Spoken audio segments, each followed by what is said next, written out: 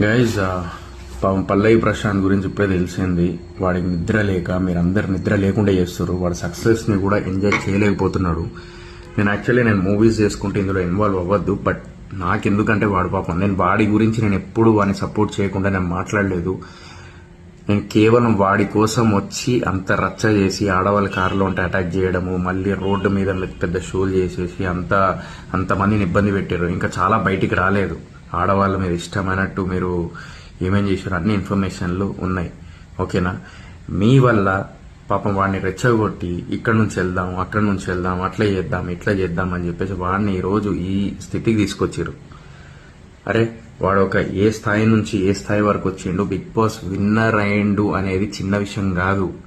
Okay, మీరు ప్రేమ అభిమానం అంతా చూపించిర్రు, కాదని కాదు, కానీ ఆ సక్సెస్ ని వాడిని ఎంజాయ్ చేయిస్తే ఇంకా హ్యాపీ ఫీల్ అయ్యేటోడాడు. రోజు ఆ స్థితిలో లేడు. మీరే చేసిర్రు అదంతా, గుర్తుపెట్టుకోండి. ఇదే చెప్పిన నేను నా మాటలు కఠినంగా ఉండొచ్చు, కానీ నేను ఒకటే కోరుకున్నా, అరే హెల్దీగా వెళ్ళిపోవాలి, మంచి హ్యాపీగా ఎంజాయ్ చేసుకుంటూ ఉండాలి అని చెప్పేసి.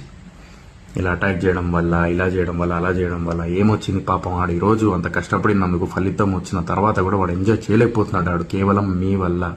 ఎవరైతే ఆ రోజు అన్నపూర్ణ స్టూడియో దగ్గరకు వచ్చి మళ్ళీ తర్వాత అక్కడ నుంచి ఊర్లో పంచాయతీలు, ఈడ పంచాయతీలు అంతా రచ్చరచ్చ చేసి, తాగి గొడవలు చేసి అదంతా చేయడం వల్ల, ఆడవాళ్ళ మీద అటాక్ చేయడం వల్ల, కారులో ఉన్నప్పుడు ఇష్టమైనట్టు దానికి మళ్ళీ నెగిటివ్ కామెంట్లు అందరు సపోర్ట్ వాళ్ళందరికీ. ఇక్కడ పల్లవి ప్రశాంత్ ని ఎవ్వరు ఏమనట్లేదు. పల్లవి ప్రశాంత్ కోసం వచ్చి అలా రచ్చ చేసిన వాళ్ళని పాయింట్అవుట్ చేసి మాట్లాడుతున్నాం. ఇక్కడ ఎవరైనా కూడా గుర్తుపెట్టుకోండి, అది మైండ్లో పెట్టుకోండి.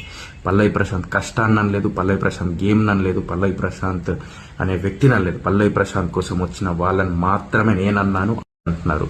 ఆ రోజు వచ్చి రచ్చ చేసిన వాళ్ళని మాత్రమే గుర్తుపెట్టుకోండి. మీ ఇంట్లో ఆడవాళ్ళు ఉన్నారు, అక్క చెల్లి అందరు ఉన్నారు, గుర్తుపెట్టుకోండి. అది అంత సింపుల్. ఇదే చెప్పాలనుకున్నాను. మళ్ళీ క్లారిటీ ఇస్తున్నా. ఈ రోజు కేవలం మీ వల్లనే పాపం ఆడు ఈ రోజు ఈ స్థితిలో ఉన్నాడు, గుర్తుపెట్టుకోండి.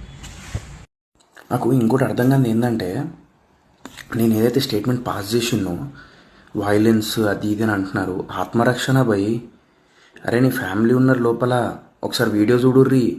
అందులో బూతులు, ఒక కొడుకు ముందు అమ్మ, అక్క, చెల్లె అది ఇది అని చెప్పి బూతులు గలీజ్ బూతులు తిట్టుకుంటూ అద్దాలు బలగొడుతుర్రు. ఇట్స్ లైక్ అటాక్ అది. ఏదన్నా బండ తగిలో లేకపోతే అదేంది ఆ అద్దాలు బలిగో లేకపోతే ఏమన్నా అయితే ఎవడు బాధ్యత? అందుకే ఆ టైంలో ఏమనిపించదు. అంతమందిలో ఏం చేస్తాం? దిగేమన్నా లొల్లి పంచాయతీ పెడతామా? కాదు కదా, గేర్ వేసుకొని వెళ్ళిపోతాం. అదే చెప్పిన నేను, ఇప్పుడు కూడా అదే చెప్తా. మీరు దానికి సపోర్ట్ చేస్తారు చూడండి. ఇక్కడ సొసైటీలో కొంతమంది నెగిటివ్ కామెంట్లు చేసి, అరే నీకు నీ బల్బు అది బల్బు కాదు, అది కామన్ మ్యాన్గా ఆలోచించిన. సోయల్ గడ్ కామన్ మ్యాన్. ఒకటి గుర్తుపెట్టుకోండి, నేను కూడా రైతు బిడ్డ, సింగరేణి ముద్దు బిడ్డ, రెండు ఉన్నాయి నా దగ్గర. ఓకేనా? అర్థం చేసుకోండి అంతే. జస్ట్ మన ఇంట్లో వాళ్ళకైతే ఎట్లుంటుంది అలా ఆలోచించండి అంతే.